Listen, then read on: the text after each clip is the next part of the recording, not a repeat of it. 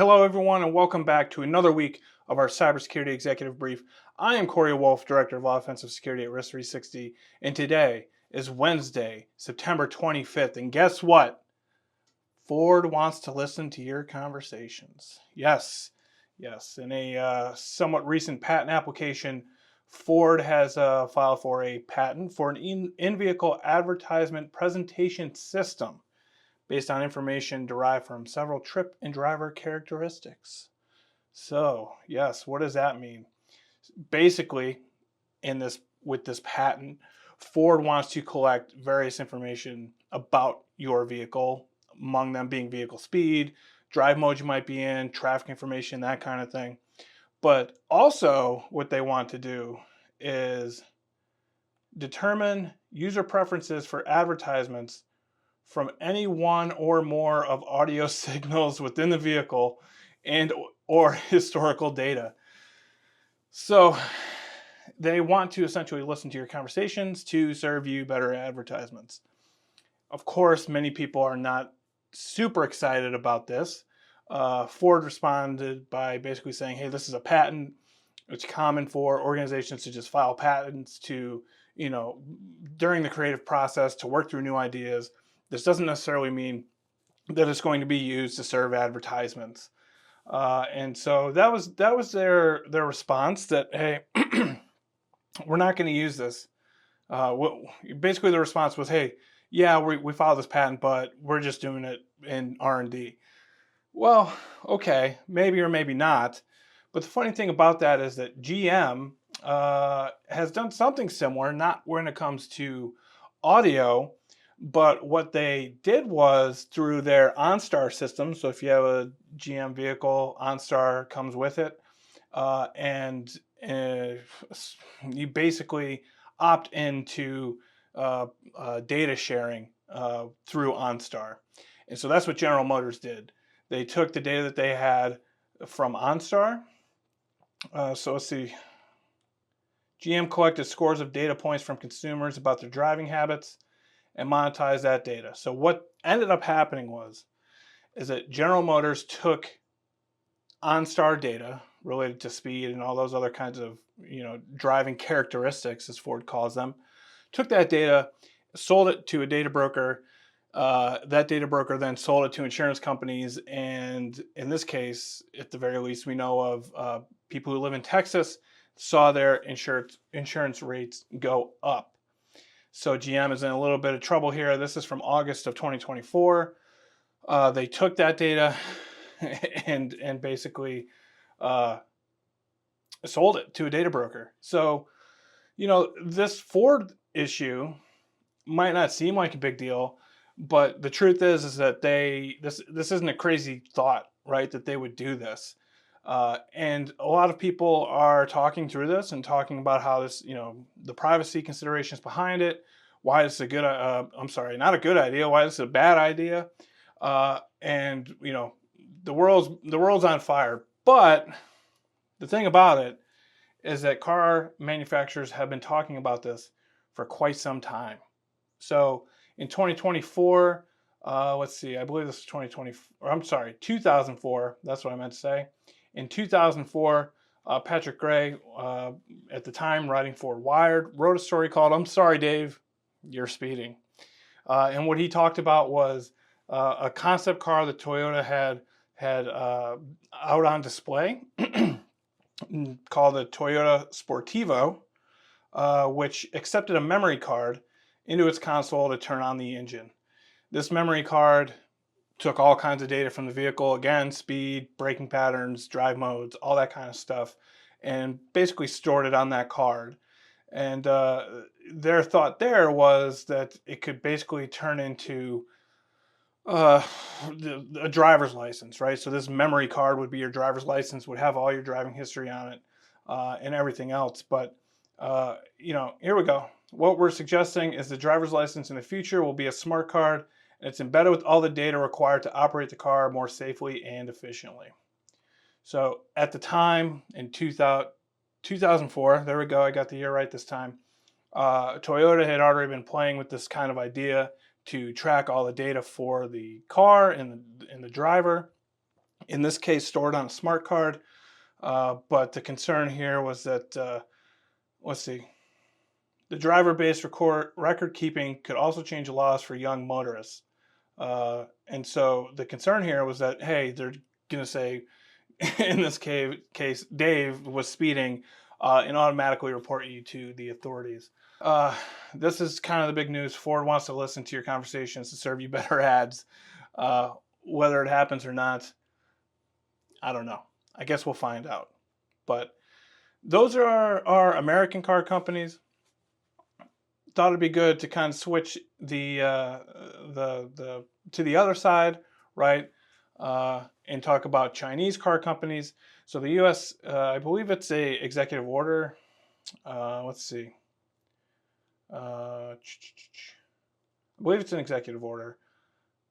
But what they're getting ready to do is the Biden administration is going to put into effect some rules against using Chinese-made hardware and software in vehicles that are sold in the U.S. And the issue here is basically concerns around nation-state national security, really.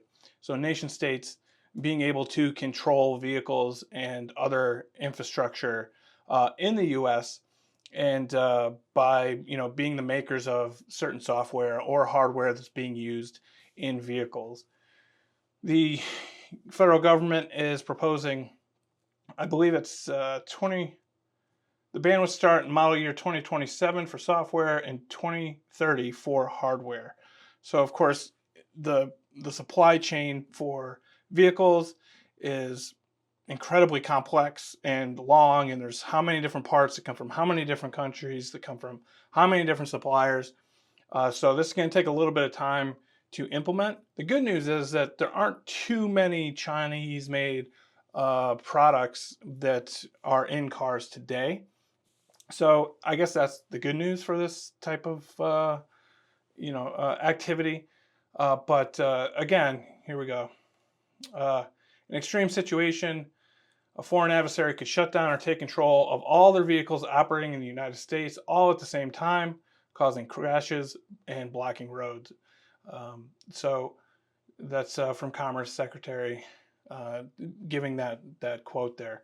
So this continues to be, we see more and more around the U.S. banning Chinese technologies for national security reasons. The Chinese nation, well, we'll say the Chinese threat actors at least, are pretty active in the U.S. A couple months back, they were found in a telecommunications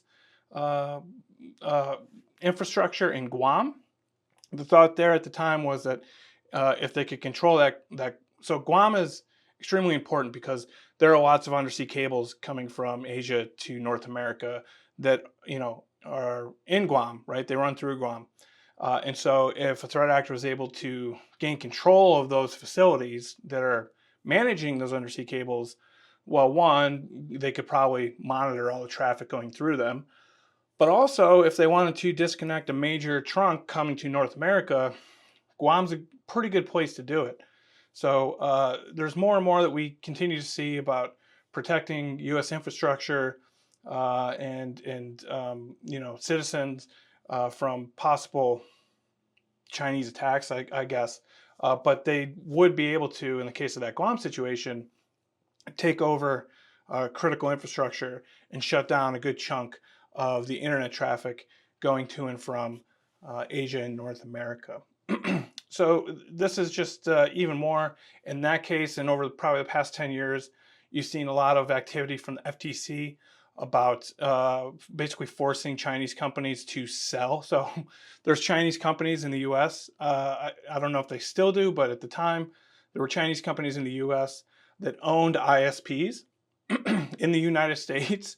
The federal government said, no, not anymore, and started to basically, through the FTC, revoke their, I believe it's an operator's license, don't quote me on that, but basically revoked their licenses to be an ISP and said you either have to sell or shut down. And so there's been a lot of activity between Chinese threat actors, the national security concerns from China, because they have done a pretty good job of, you know, really cementing themselves into a strategic place through things like Guam, through things like owning ISPs in the U.S., and that kind of thing. So, yeah, by 2027, car manufacturers cannot use Chinese-made software, and by 2030, cannot use Chinese-made hardware in their vehicles. So, it continues to go on. I guess sticking with China, the U.S., the FBI has disrupted the second Chinese hacking group, according to the director of the FBI, speaking at a cybersecurity conference. He talked through the FBI taking down a botnet controlled by the threat actor Flax Typhoon. So if you know anything about how they name APTs, there's a couple different categories. One of those categories being nation states. So anytime you hear something Typhoon, excuse me, Typhoon stands for China. So there's Flax Typhoon, one that I've talked about a lot in that Guam situation I just mentioned, was carried out by Volt Typhoon. So if you ever hear Typhoon, that means it's a Chinese nation state. But the FBI took down a botnet controlled and developed by Flax Typhoon. There's some kind of crazy number. Here we go. As of June, Volt Typhoon's botnet had compromised more than 250,000 devices around the world. So that's pretty big. That's a pretty big botnet. Historically, we think of botnets as being used for denial of service attacks. However, in this type of situation, it's typically to hide their activities. And I think it says it in here somewhere about basically how it wasn't seen being used for denial of service activities. Oh, that's where we saw it. And so Black Lotus Labs from Lumen has a pretty good write-up on this, pretty good technical write-up on all this. I'll share the link in the description. But in this technical write-up, they basically say we did not see denial of service activities, but we did, see, lots of C2 activity, command and control activity happening here. So that's what happened there. The FBI took down the botnet for Flax Typhoon. Pretty often these botnets, and this is from a presentation we did a while back where we talked about Midnight Blizzard, a Russian threat actor compromising Microsoft, and how they perform password spraying. But essentially how this works is that these threat actors create botnets out of things like phones, routers, media devices, PCs, you name it. And it's basically their own infrastructure to use. And so what they can do is they can go through this botnet, they can proxy their traffic through this botnet, so that when a target is hit, it's hit from one of those nodes in the botnet.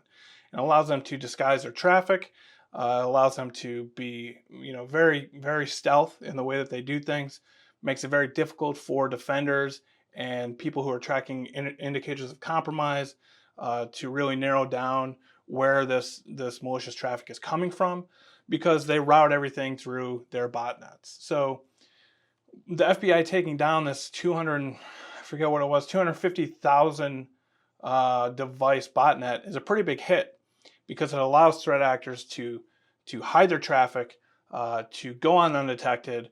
It makes it much more difficult for indicators of compromise, makes it much more difficult to block malicious traffic, because you never know what's going to come, where it's going to come from. And it's a very useful asset for any threat actor. So the FBI taking this down is a pretty big hit. I'm sure it's going to take some time for Flax Typhoon and all the other threat actors that were using this to really get it back to where it was. It's a very important tool for them to hide their traffic and do what they need to do. So yeah, that is it for this week. We talked a lot about cars. We talked a lot about threat actors. I hope this was helpful. We'll see you again next week. I hope you have a great weekend, and we'll talk to you soon.